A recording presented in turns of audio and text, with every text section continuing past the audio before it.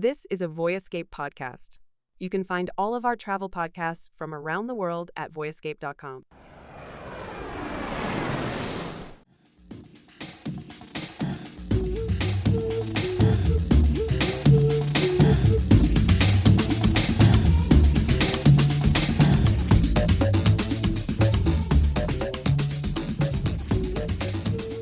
Today on Travel in 10, we're going to a city where history, culture, and modernity collide, offering everything from ancient Mughal architecture to bustling street markets. This is a city that probably my perceptions versus what I actually experienced, there's probably one of the biggest gaps of everywhere that I've traveled anywhere in the world. So talking a little bit about Delhi, New Delhi, India, and what to see and do there. And before we get into the city itself, I mean, I know we also want to talk about one of the sort of probably best known tourist attractions in the world, iconic attraction that's a short day trip away in Agra. And Tim, do you want to start us there on what that day trip from Agra looks like, or going for a couple of days to Agra looks like, and why someone may want to go there? Absolutely, David. Absolutely. And good to see you. Agra's, it's a very natural day trip from Delhi. And of course it is home to, as you said, maybe the world's most famous tourist attraction, which is the Taj Mahal. And it is, I went there on my very, very first trip to India. So this is going back a few years. And it's about a 4-hour drive down a very good 4-lane highway from Delhi to Agra. And I saw something on that trip. I don't know if you still see it today that I'd never seen in my entire life, which was camels on the highway pulling huge loads. I think it was hay. I don't know, some sort of crop walking down the side of a 4-lane highway. So, people have talked about India as a place where you can see, 5 centuries in a single without turning your head, and so you've got, super cutting edge, some of the best labs in the world. And they're making microchips, and then you've got camels, pulling crops down the highway. It was really incredible. Anyway, that's a memory that I'll never forget. But the minute that you see the Taj Mahal for the first time it's a moment that you never forget, because I mean, this is an image, one of these ubiquitous around the world images, one of these beautiful places, Machu Picchu or the Eiffel Tower, these places that almost anybody, if you put that picture in front of them, they would know. And so I'll never forget that moment when I saw the Taj Mahal for the first time. A little bit of background on the Taj: completed in 1648. It's a mausoleum.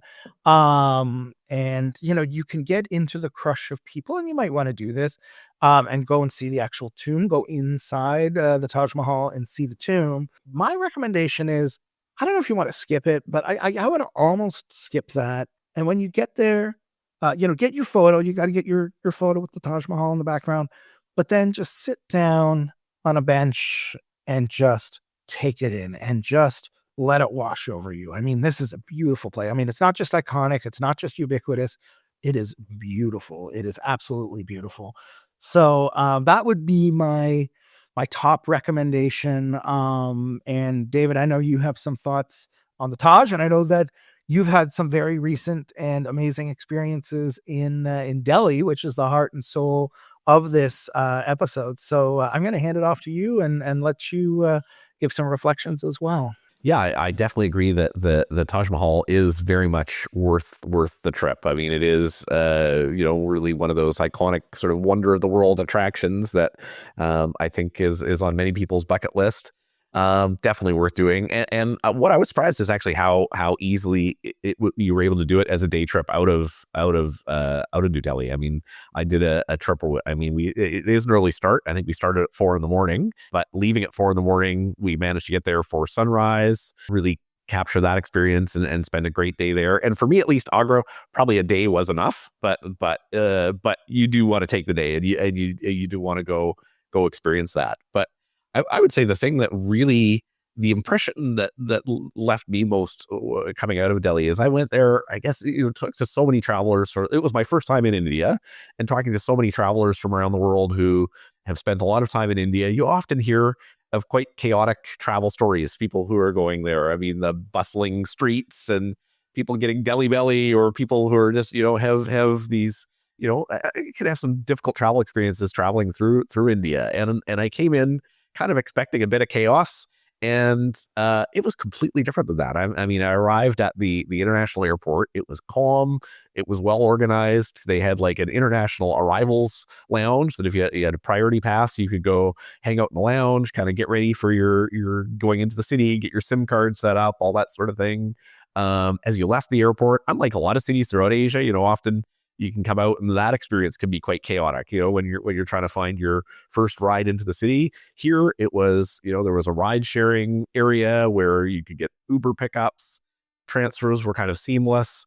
Once I got into the city, getting around by metro was way more efficient, clean, safe, affordable than I expected. So it was just a city that really, it did challenge my perceptions of what travel in India was going to be like.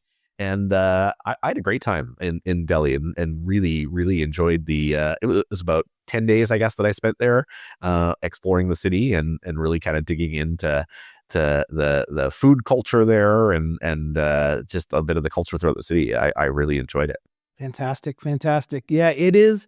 My recollections. I've been to Delhi a couple times. Once it was the start of a 2-week trip in India where I did the Jaipur and a couple other destinations, and then another time it was on the way to a tiger safari, which is a whole other story in the central part of the country. But the thing that with all Indian cities really is just that irrepressible energy. You go out and you either love it or you hate it. When I first get to India, I've been to India maybe 5 times. The first thing I do, especially a place like Delhi or Mumbai, is I go down to the whatever in Mumbai. It's the gateway to India. Various places you can go in Delhi and just let that energy wash over you, that busyness and so one of the things I love to do, because you can experience the energy with a little bit of a separation, is to take a taxi tour in Delhi. So, as you tour around, you can, book a taxi driver separately, or you can go on one of these websites that book tours. And you'll see everything under the sun. You'll see people getting haircuts in chairs on the side of the road. You'll see snake charmers. And all you have to do is just look out the window and you'll see so many wonders and so many crazy things and so many things that you can't even believe your eyes, just roll by the car. So that's one of my favorite things to do. I know you have more recommendations. I'm just going to mention one more, which is the Red Fort, which is one of these main sites in Delhi that a lot of people go to. It is the same dude. I don't know his name, I'm going to be honest, but the guy who built the Taj Mahal, the Mughal guy, and so he built the Red Fort. He moved the capital to Delhi in 1648. He built this Red Fort. Beautiful architecture. Obviously, you think about the Taj Mahal, obviously it's going to be in a beautiful place as well. One of the interesting things when I was there that I learned is that, in the 1857 War of Independence with the United Kingdom, this was a flashpoint, and you can actually still see bullet holes in the wall from that 1857 war. So you think about how many years, 150 years those bullet holes have been there. And then the place itself has been there since 1648. So, we think we have history here in North America. My gosh, in India, there's so much history. So, David, I know you had some really spectacular experiences. Yeah, I mean, I spent a lot of time in that area around the Red Fort and sort of the area surrounding that were kind of Old Delhi, the Chandi Chowk area, which is really known for street food. And I actually had an experience where I stayed with an Indian family in a Airbnb in one part of the city, and they also happened to run a street food tour and a street art tour, and I ended up doing both of the tours that the family helped organize. And the street food tour, first of all, street food is amazing there, and but having a local guide to really take you around to find, he had really curated the best of it throughout the neighborhood. He knew everybody in the neighborhood, so whether it was going to the best jalebi wala shop in town, or taking me over to a Sikh temple to experience working in a community kitchen there, and the meal sharing that happens there was an incredible part of the experience. The spice market that's not far from the Red Fort, I think, is definitely something that people are going to want to check out and spend some time. Really a maze of sort of colors, aromas, the historic spice trade there. And unlike a lot of spice markets in other parts of the world that are more like a tourist attraction, this is very much a working market. And you step in and the chilies are so strong, you're crying as you walk through because of the power of them hitting you as you walk through these halls filled with chilies as far as the eye can see. So I really enjoyed that area around the Red Fort and that historic sort of heart of the city. It definitely is the more crazy, chaotic indie experience you're going to have around there. But then as you get out into other parts of the city, the experience was so different from that. I mean, just talking about the other tour that this family organized at the Airbnb where I stayed, in an area called Lodi Colony, a street art tour they did there, where you're finding like urban art, colorful murals, really transforming this into sort of Delhi's most Instagrammable area. Quite a but high end neighborhood, I would say, and the art there is very much worth seeking out. And then they had also recommended to me another part of the city that maybe is a bit more off the tourist trail as well, but definitely very well known by locals, called Housekhas Village, Hauzkhas Village, which this is like very much kind of a shopping district, trendy shops, art cafes, vibrant nightlife here. There are also some historic ruins just adjacent to it as well, so you can also get that experience. But this has got like one of the only vintage stores in Delhi you're going to find here. This has got a really cool place called Social, which was a co-working bar, cocktail bar where they had virtual cricket games. So just a much more modern, sort of trendy take on Delhi, and definitely somewhere that I would recommend seeking out and spending some time. In terms of where to stay, I think you've had more experience of this than me, Tim. I mean, as I say, I was staying in a local Airbnb that I'll definitely share in the show notes, the one that I stayed at, because the family was so fantastic and ran these amazing tours of the city as well, and it made for such a great cultural experience. But I think you've stayed a bit on the other end of the budget spectrum during your time in Delhi. I really had a great stay, David, and I think I stayed here both times I was in the city at the Taj Palace. The Taj is this really fantastic Indian-based hotel family. And the Taj Palace, there's a couple different Taj properties in Delhi. Taj Palace is the huge one. It's this huge hotel, which may not sound entirely appealing to some of our listeners, but I'll tell you what, it was, after a day, touring markets, being out in the energy and sometimes the mayhem of this really busy city. Taj Palace is set on 6 acres of just beautiful green space, and it feels like you can spend the day touring these really fascinating historic sites, and then at night you can go back and you're at a resort. It's almost like you can just sit by the pool, get a pina colada, go have a nice meal. You're away from it all, and it's a beautiful place to lay your head, and then you rest and recharge, and then you're back to it the next day. That is definitely my recommendation. Any Taj property, you can't go wrong because they're all really beautiful. But Taj Palace was the place where I stayed. And have we talked about food yet? Are we talking about what are some of your, I'll just mention, I know you've got a few or a couple anyway. I'm just going to mention for me, for places to eat in Delhi, anything that comes out of a tandoori oven, I'll eat. So you could put a shoe in there and I would eat it, but or flip flop, as Guy Fieri says. But probably my top recommendation in the city is this place called Indian Accent, which was named number 1 by Condé Nast Traveler.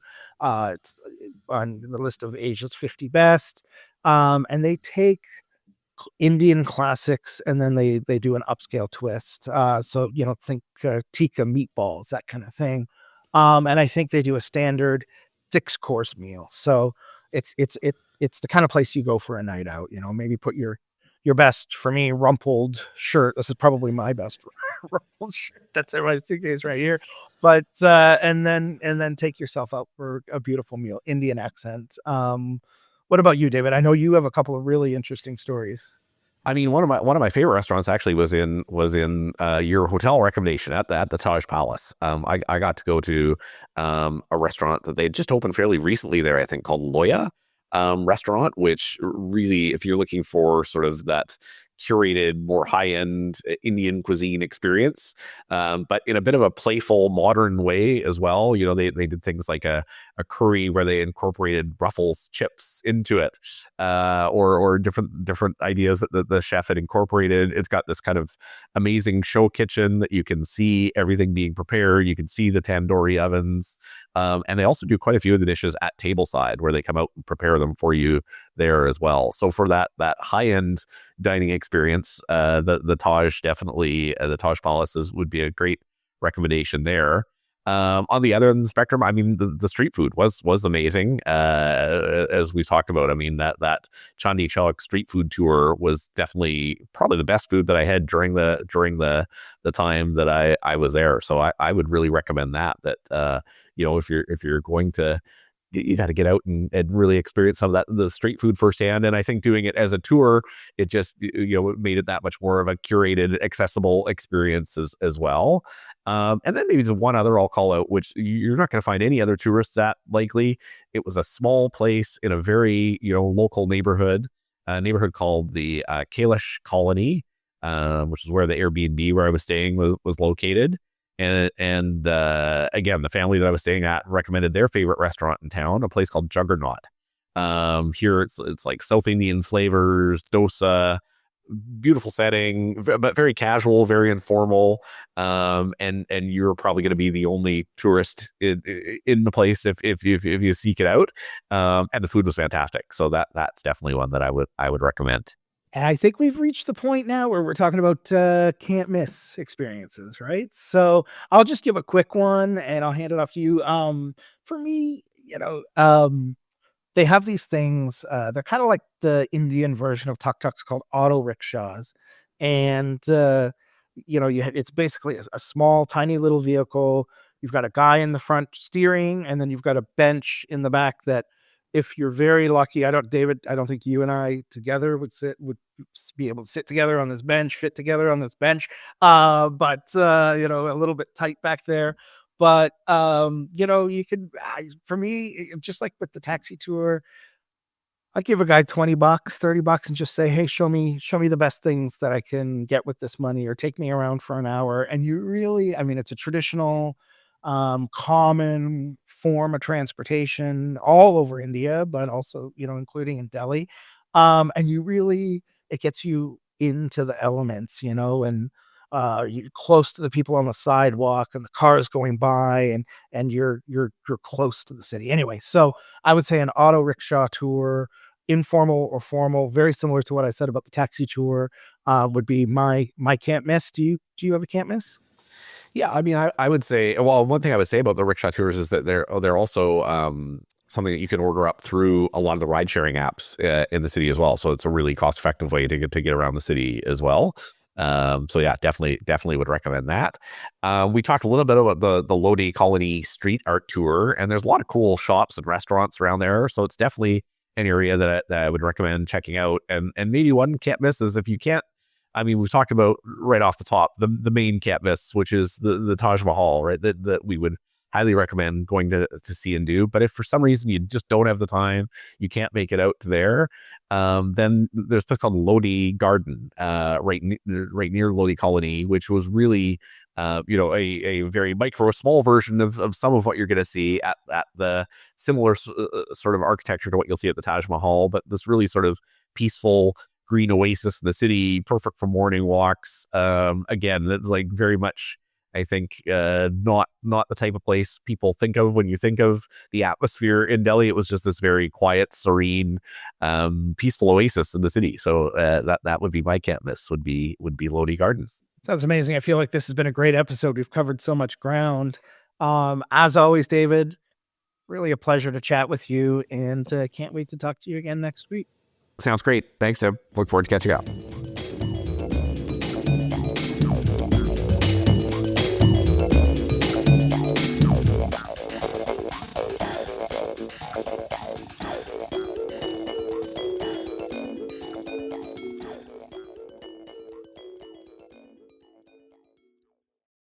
If you love spontaneous travel, you'll love Winging It. Host James Hammond shares backpacking stories, travel tips, and insights from the 75-plus countries he's traveled to around the world. Check it out at voyescape.com.